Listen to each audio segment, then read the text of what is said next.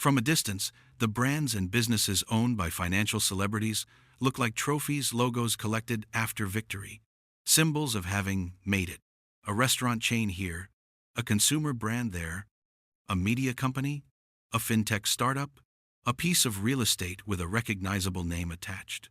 But when examined through the lens of capital strategy rather than lifestyle, a different picture emerges. These businesses are not indulgences, they are instruments. Financial celebrities rarely buy businesses for excitement. They buy them for control. Control over cash flow, control over narrative, control over time. Books and long-form profiles reveal that ownership, not income, is the true obsession. Salary ends when relevance fades. Ownership compounds quietly, often long after the spotlight moves on. One of the first patterns that becomes clear is that these celebrities favor businesses with predictable demand: utilities, consumer staples, insurance, asset management, media rights, infrastructure-adjacent services. Even when they venture into glamorous industries, the underlying economics are usually dull. Recurring revenue, high switching costs, embedded distribution. The brand may be flashy, but the business model is boring by design. Boredom is stability wearing a disguise. Another critical insight is how financial celebrities think about brand differently from the public. To outsiders, a brand is visibility. To them, a brand is leverage. A trusted name reduces customer acquisition costs, attracts better partners, and grants pricing power during uncertainty. This is why many acquire or build brands not to promote themselves, but to insulate cash flows from competition. The brand is a moat, not a mirror. Ownership structures also matter. Financial celebrities are rarely passive shareholders in their core businesses.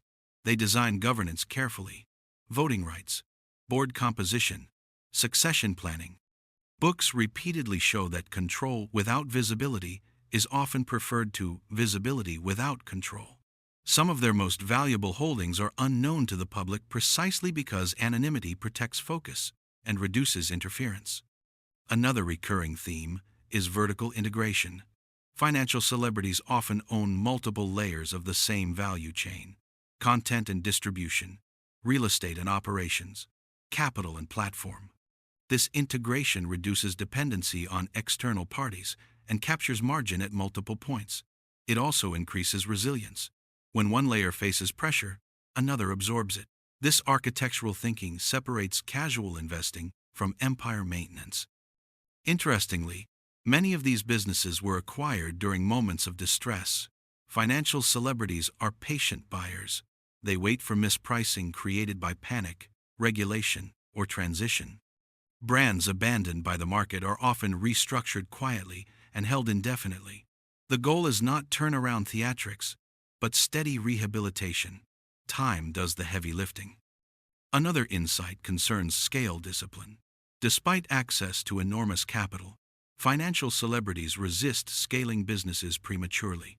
They understand that growth magnifies flaws faster than strengths. Books document repeated cases where these individuals slowed expansion deliberately, prioritizing operational maturity over market share. This restraint protects brand integrity and preserves optionality. There is also a noticeable preference for businesses that generate influence alongside cash flow: media platforms, financial services, payment rails, education. These sectors shape behavior and perception. Owning them confers soft power that pure financial assets cannot. This influence is rarely abused openly, but it quietly compounds advantage across other investments. Real estate deserves special attention in this landscape. Financial celebrities often own landmark properties, not for prestige, but for permanence. Prime locations anchor portfolios. They hedge inflation. They provide collateral. More importantly, they impose discipline. Real estate cannot be traded impulsively. It forces long-term thinking. Many fortunes stabilized because immovable assets slowed decision-making. Another subtle but powerful pattern is how these celebrities treat consumer-facing brands as laboratories. They test pricing, messaging, incentives, and loyalty models that later inform investments elsewhere. Owning a brand becomes a learning asset.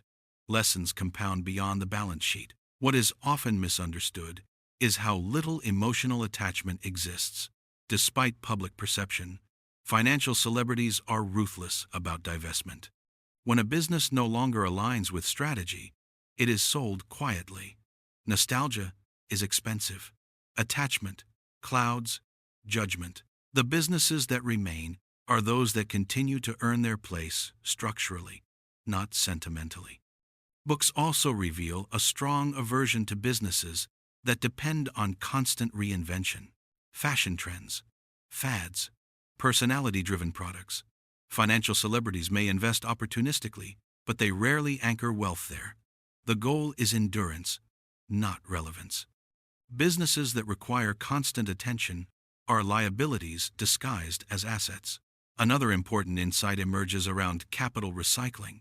Profits from mature businesses are redeployed into new ownership opportunities. Cash flow becomes fuel. This internal compounding engine reduces reliance on external financing and market timing. Wealth becomes self-reinforcing. As portfolios mature, the number of businesses owned often decreases, not increases. Focus sharpens. Complexity is reduced. Financial celebrities prune aggressively. Each remaining business must justify its existence in terms of resilience, control, and alignment with long-term objectives. And this is where the story begins to narrow. Because once we stop viewing the brands and businesses owned by financial celebrities as status symbols and start seeing them as components of a deliberately engineered system, the logic becomes unmistakable. Ownership is not about expression, it is about insulation. It is about converting fleeting advantage into durable structure. It is at this point where brand becomes moat and business becomes backbone that the real strategy reveals itself, guiding capital away from noise and toward permanence. As portfolios evolve, not by accumulation, but by refinement, steadily shedding fragility and amplifying control, unfolding quietly behind familiar names and recognizable logos, like unfolding quietly behind familiar names and recognizable logos, like a scaffolding that holds empires upright while attention drifts elsewhere. And this is where the brands and businesses owned by financial celebrities reveal their final and most important function, not as vehicles of wealth creation, but as mechanisms of wealth stability across time. In the second half of this story, ownership stops being about expansion and starts being about endurance. Financial celebrities who last understand that the true enemy of wealth is not competition, but entropy. Businesses decay, brands dilute, incentives drift. The work of ownership, therefore, becomes constant alignment, ensuring that what once worked continues to work under new conditions. One of the clearest patterns at this stage is operational distance, paired with strategic proximity. Financial celebrities do not run their businesses day to day, but they remain deeply involved in the variables that matter most: capital allocation, leadership selection, and culture. They intervene rarely, but decisively. This balance preserves scale without sacrificing judgment. Micromanagement destroys leverage. Absence destroys control. The middle ground is where durable ownership lives. Another defining trait is how these owners treat cash flow. Profits are not extracted impulsively. They are allocated deliberately. A portion is reinvested to maintain competitiveness. A portion is distributed to preserve liquidity. A portion is held back as optionality. This triage reflects a long-term mindset. Every dollar must justify whether it strengthens resilience, flexibility, or independence. Cash is not a reward. It is a strategic resource. As portfolios mature, the relationship between brand and trust becomes more explicit. Financial celebrities invest heavily in consistency, customer experience, reliability, quiet competence. They understand that brands do not die suddenly. They erode gradually through small betrayals of expectation. Preventing that erosion requires patience and restraint, often saying no to short-term gains that would compromise long-term credibility. Another insight that emerges strongly is succession. Businesses outlive people only if leadership pipelines are designed early. Financial celebrities who protect wealth across generations obsess over this question. Who runs this when I am gone? What incentives guide them? What guardrails prevent drift? Books repeatedly show that fortunes collapse not from poor investments, but from poorly managed transitions. Ownership without succession planning is temporary by definition. There is also a noticeable shift in how risk is tolerated. Early ownership embraces uncertainty to capture upside. Mature ownership avoids uncertainty to protect downside. This does not mean stagnation. It means selective evolution. Businesses are allowed to change, but only in ways that do not threaten their core economics. Innovation is incremental, not existential. Survival is prioritized over disruption. Another subtle but powerful pattern is how these financial celebrities use their businesses to shape environments rather than chase them. By owning platforms, payment systems, distribution networks, data channels, they reduce dependency on external forces. Control over infrastructure creates freedom. Freedom allows patience. Patience allows compounding. This layered advantage explains why certain owners remain relevant long after industries transform. Reputation also becomes inseparable from ownership at this stage. The business reflects the owner's standards. Financial celebrities who treat reputation as expendable watch brand value evaporate. Those who protect it fiercely find that trust compounds faster than capital. Deals come easier. Financing costs drop. Talent gravitates towards stability. Reputation becomes an invisible balance sheet item, one that often outweighs physical assets. As time passes, many financial celebrities deliberately reduce the number of brands they are publicly associated with, not because wealth shrinks, but because focus sharpens. Public association introduces noise, politics, and expectation management. Quiet ownership preserves autonomy. The most powerful assets often operate far from headlines. The final lesson emerges almost accidentally. When ownership is designed correctly, wealth becomes boring. Cash flows are steady. Decisions are infrequent. Drama is minimized. This boredom is not failure, it is success. It signals that systems are working, that fragility has been engineered out, that capital no longer requires constant defense. And so the story resolves into a truth that contradicts popular imagination. The brands and businesses owned by financial celebrities are not monuments to ambition.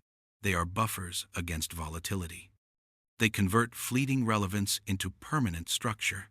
They allow wealth to persist when talent fades, when markets turn, and when attention moves on. If this reflection resonated with you, pause and ask yourself one question. If your income disappeared tomorrow, which assets in your life would continue working quietly on your behalf? That answer reveals whether you are building income or ownership. Share that thought.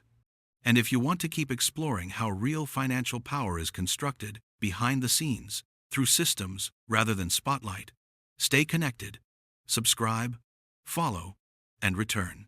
Because the most enduring wealth is rarely seen, it is felt in the freedom, stability, and silence it provides.